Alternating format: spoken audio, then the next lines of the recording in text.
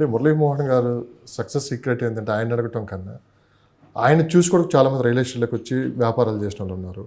ఆయన ఏ విధంగా ఇక్కడ డెవలప్ అయ్యాడో రియల్ ఎస్టేట్లో జైపేరి సంస్థ ద్వారా మీరు కూడా దగ్గర నుంచి చూశారు. సో ఏంటి సార్ ఆ సీక్రెట్ ఏంటి? నేను ఒక మురళీమోహన్ గారి సంస్థలో మీరు పనిచేయలేదు, ఒక రియల్ ఎస్టేట్ వ్యాపారం చేస్తూ ఉన్నారు. 30 సంవత్సరాల నుంచి ఇక్కడ ఎలా డెవలప్మెంట్ జరిగిందో చూస్తూ ఉన్నారు. ఒకసారి మురళీమోహన్ గారి గురించి చెప్పదలుచుకుంటే మీరు ఏం చెప్తారు? 100% ఆయన శోభన్ గారు హీరో శోభన్ బాబు గారు ఆయన సలహాలు తీసుకొని నేను ఈ రేంజ్కి వచ్చానంటే నేను చెప్పగలను. ఎందుకంటే శోభన్ బాబు గారు కూడా నా దగ్గర కూడా ఒక మాట అన్నారు. ఓకే, శోభన్ బాబు గారు సిస్టర్ వాళ్ళది మా ఊరు పక్కన అనమాట.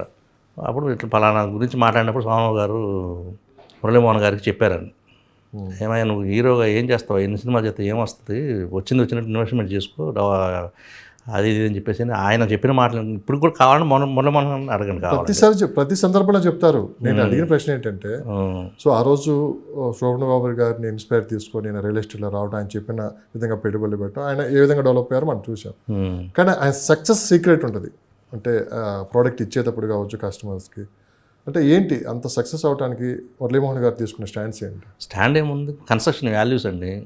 ఎప్పుడు కూడా ఆయన కన్స్ట్రక్షన్ ఆయన ఒకడు, కేఎల్ నారాయణ గారు ఒకడు, వాల్యూ ఏ బిల్డింగ్ అయినా చూడండి మీరు, ఈ రోజు కూడా ఆయన 100 years గ్యారంటీ వాళ్ళు. మురళీమోహన్ గారు కట్టినా సరే, కేఎల్ నారాయణ గారు కట్టినా సరే 100 years గ్యారంటీ ఉంటాయి. క్వాలిటీ మెయింటైన్ చేస్తారు వాళ్ళు. డబ్బులు కాదు, డబ్బులు ఎప్పుడైనా వస్తాయి, సంపాదించుకోవచ్చు, ఎప్పుడైనా సంపాదించుకోవచ్చు. పేరు పోతే రాదండి. మంచి పేరు అనేది ఉంటే ఉన్నంతకాలం వాళ్ళకున్న వాల్యూ ఇంకొకటి ఉండదు. మురళీమోహన్ గారు మొదలుపెట్టారంటే ప్రతి ఒక్కరు కొనుక్కుంటారు, మొహమాటం లేకుండా, ఆలోచన లేకుండా కొనేస్తారు. కేఎల్ నారాయణ గారు కడుతున్నాడంటే ఆయన దగ్గరికి బోర్డు మంది అడ్వాన్స్కి ఇచ్చేస్తారు డబ్బులు అక్కడ.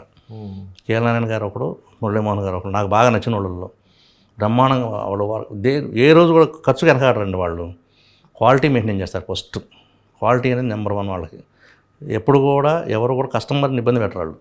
నాకు తెలిసిన వరకు, నేను చూసిన వరకు ఏ రోజు కూడా ఏ విషయంలో కూడా పొరపాటున కూడా ఒక తప్పుడు మాట మాట్లాడరు. వాళ్ళ బిహేవియర్ కూడా అట్లా ఉంటుంది. ఏదన్నా పర్ఫెక్ట్గా ఏం చెప్పాడో లెక్క ప్రకారం అట్లా ఉంటాయి అక్కడ.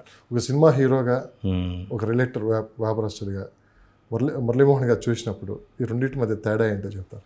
తేడా ఏమో పాప ఆయన ఆర్టిస్ట్గా కూడా చాలా మంచి మనిషి, చాలా ఇది సౌమ్యుడు. మెయిన్ అసలు ఎంత ఓపిక అంటే ఆయనకి ఏ చిన్నవాడు వచ్చినా మాట్లాడుతుంటాడు.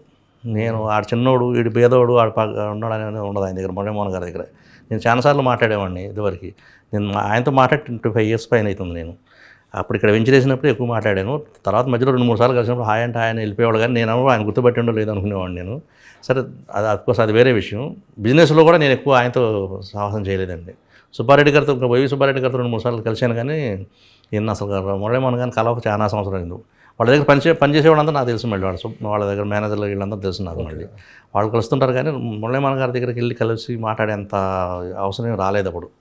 ఇక ఏదన్నా డీల్ చేసి మాట్లాడాలంటే కూడా మేనేజర్లు వాళ్ళే మాట్లాడతారు తప్పితే ఆయన దాకా వచ్చేది కాదు మ్యాటర్.